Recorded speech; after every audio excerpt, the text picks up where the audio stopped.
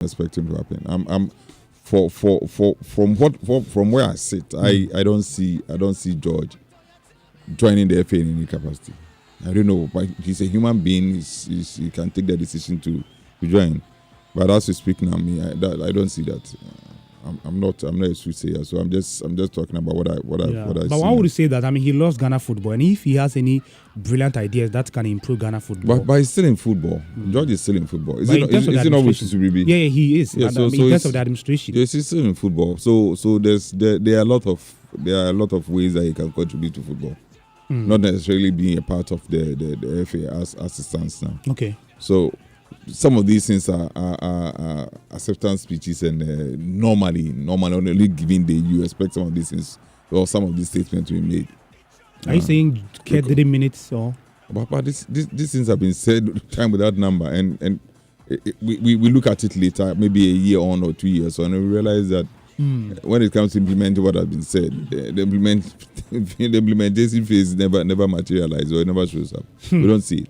So he's won the election. So definitely, you have to sound conciliatory, and you have to sound conciliatory. Get everybody to come and join. Get everybody on board so that at least we can move our football forward. But these are things that are normally said, or they are things that normally make up acceptance speeches. So as whether they mean it or not, I don't know. But from where I sit, I don't see George coming to join the FA in any capacity. What do you make of the acclamation? 117 people voting yes for Keto Kweku.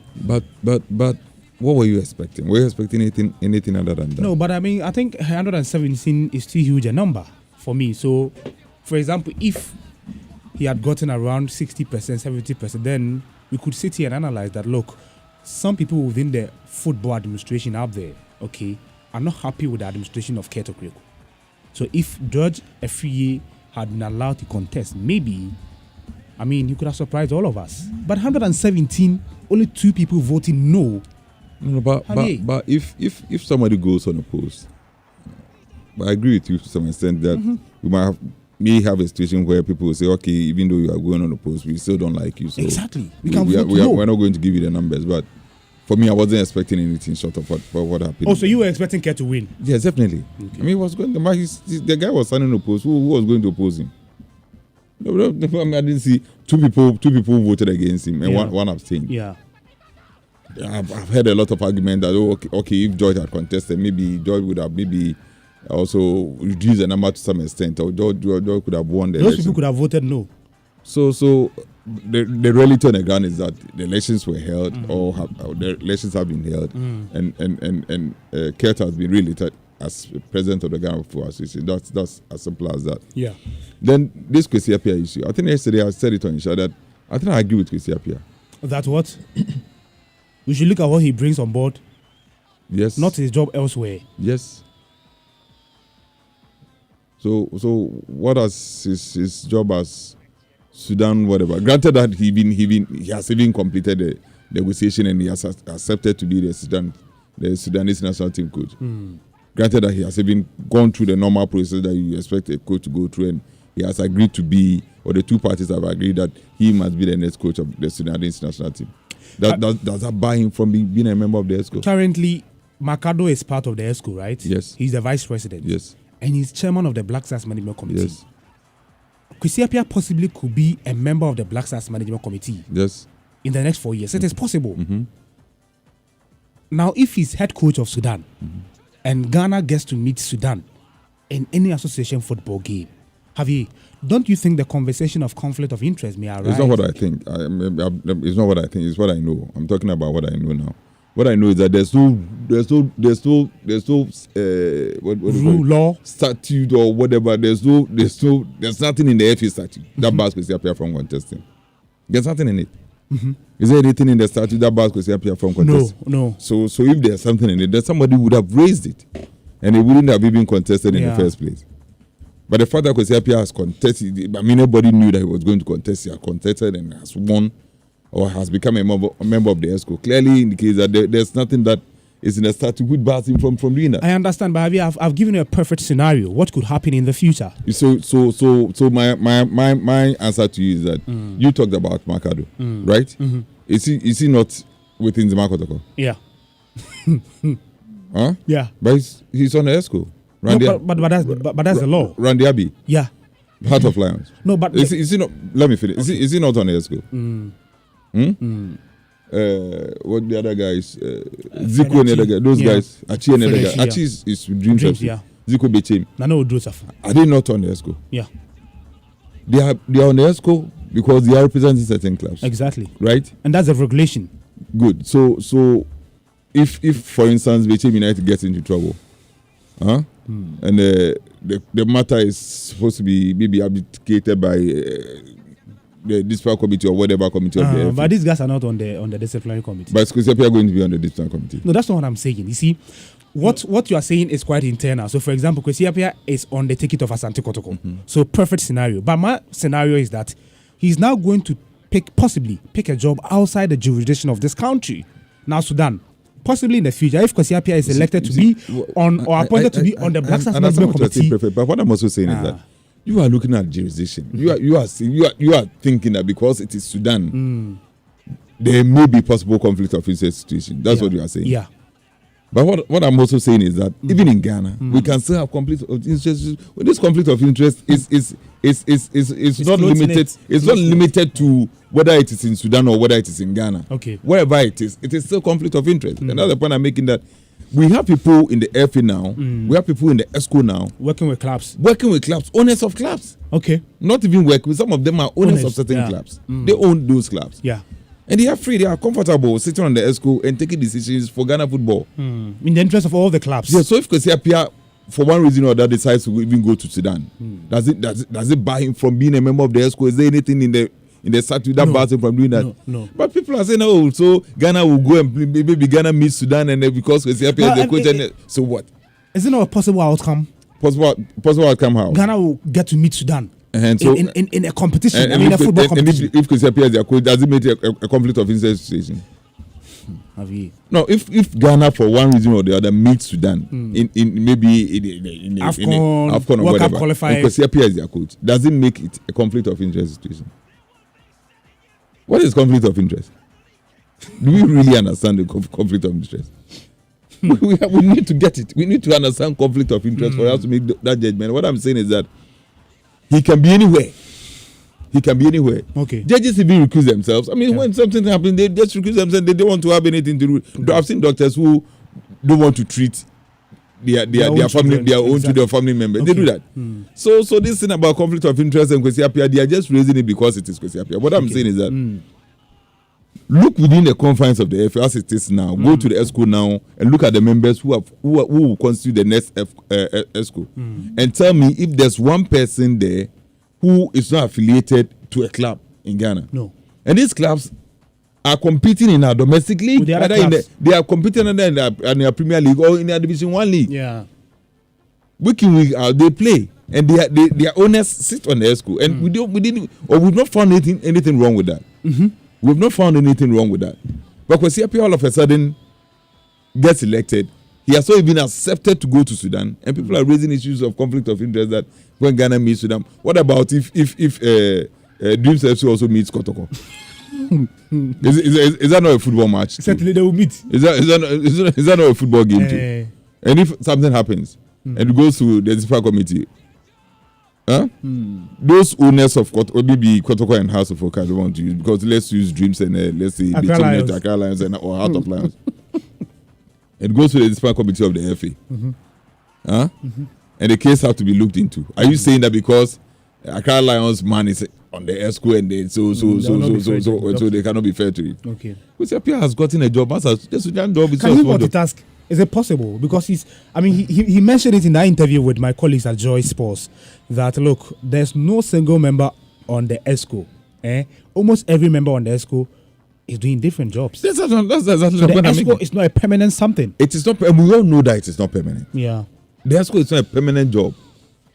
Mercado is into something else. Yeah. So the other time he came here, he told us he's into mining, he's into a lot of things. Exactly. All of them are into a lot of things. They have their jobs. They have some job that they do, and this one is just something that they have a journalist, president of a club, aside what the normal job that they do. And There's nothing which bars them from doing that. Okay.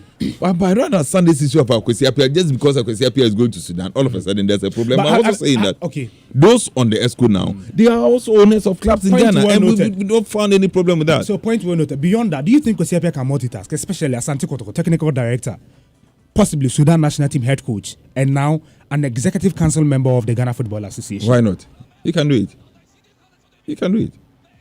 Because Appiah is. I mean, look at the Exco. Those on the Exco. Frederick Champon. Look at it. Randy Abbey. Nana Odru Safo. But just like he said, he says that we need a technical person there. A technical person. We need a technical person there. You know what happened when we appointed Milo? You know the 3-member committee that Randy Abbey was in there. Yes. We had Randy. And there was no technical person. We had Makado. And then we have Alaji something. Yeah. There was no technical person there. So and we appointed Milo. If Kwesi Appiah as our coach. Okay. These guys were constituted to appoint the coach of our senior national team. They had no technical. They don't have it. They are owners of clubs. But coaching is a technical area. Just like Fifi here is a pharmacist.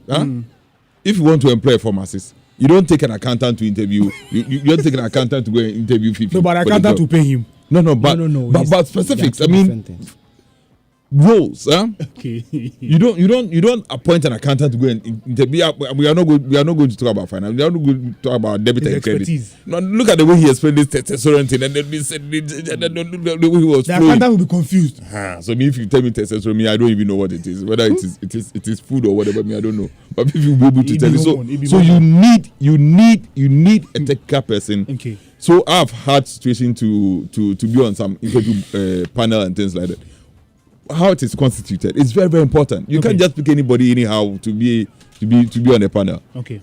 They have to be carefully chosen to make sure that at least you have diverse people with diverse background who can ask relevant questions so that they can get the best out of the person that they are interviewing. Tell me whether the person is fit for the job or not. At the end of the day, the panel is going to certify the person, his expertise. Good. Exactly. So the panel should be very, very important in terms of having the idea, having the, the technical know-how. Exactly. That's the question. You must have it. The technical know-how. You must have it.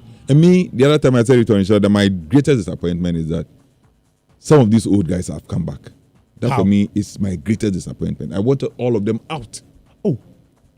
The old guys, I wanted. You mean the likes of Randy Abbey, Frederick Champon? I wanted most of them. Maybe all is just too wide or too wide. Most of them. So as we speak, only George Amoako and Dr. Tonobin. George Amoako did not contest. Dr. Tonobin was not re-elected. I wanted most of them out because for me, they have underachieved. Really? Yes. For me, they have underachieved. And I wanted so that's why I wanted people like a lawyer and the other guys, those guys with fresh ideas, those guys who have not had opportunity to do that. They are doing so well outside. I wanted those guys there so that we can also tell them and see whether they can also bring some change to the way football is run in their country. But unfortunately, it's been some form of musical chairs. One person leaves and the next day another person sits there. That has been a situation, and we're going to have this situation for so many years to come, just like we had under Kwesi Appiah. Because these guys are just going to be there as football people. They are going to be there. They move from one club today. They are with one club today. The next day they leave that club. They go and join another. They are career what they call it, career football. Prostitutes. So the last time Achi was with Ashgold. He's now with Jim. So you see. So they are just moving around. They are just there, moving around. Just there, moving around. Same old faces, same ideas. Nothing is changing. So I wanted new people there, fresh ideas, so that we can also test them and see whether they can also bring up something. But unfortunately, just like they say we sometimes we cry more than a brave. Unfortunately, the football people have decided. And who am I? We can only sit here and say. But what I'm saying is that Kate definitely has some positives and negatives. Women's football. Yes, positive. I mean, I've talked about it several times. If you look at women's football, if you look at juvenile football, and this Kadeb Young thing is solid. But there are still some areas that we have to look at. Okay. I think that the concentration has been on the Black Stars and the national team so much. And I think that we have also to look at our clubs. Midiama is playing in Africa. His own club, Dreams FC, is also playing in Africa. And now he's speaking, Midiama is even struggling for cash. Money. And I agree with you. They'll go to North Africa 2 times. Play against Belouizdad and Ali. 2 times. And you know how much it will cost you to go to North Africa 2 times? It's so telling on the club. I agree with you because look, I'm in Kumasi. Whenever the Black Stars are in town in Kumasi, set to play a national team. Everybody comes to go and say. Set to play maybe qualifiers, AFCON qualifiers, World Cup qualifiers. Almost every member at the association. The only thing that doesn't move is the FA building.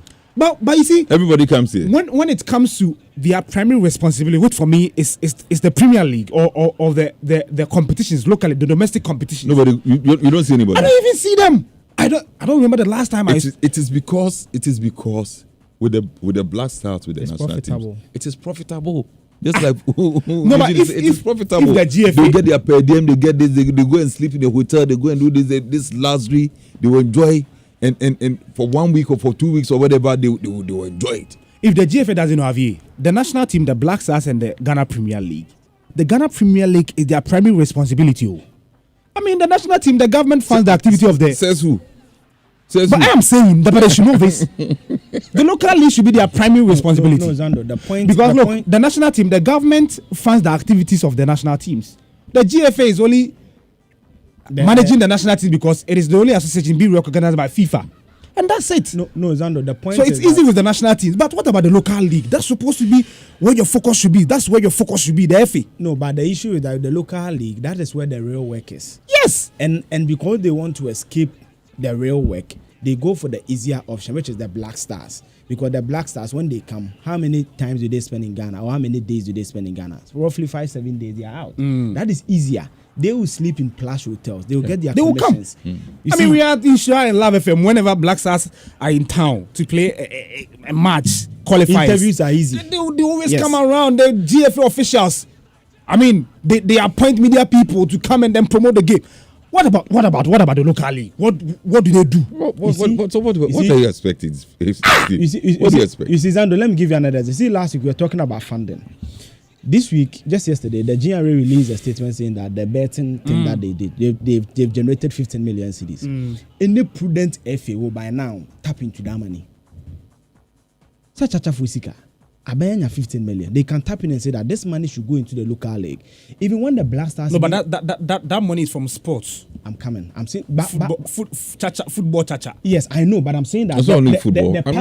Somebody told me to do this horse racing and yes, I get it, but I'm saying that at least there should be a percentage of that money going into sports. That is where the somebody should push it. Exactly, and that is where your question comes in. That why is the FA not doing some of these things? For example, when I look at the people who were elected, you see, Kurt's resource is flattery. You look at it, you feel that that's what he be.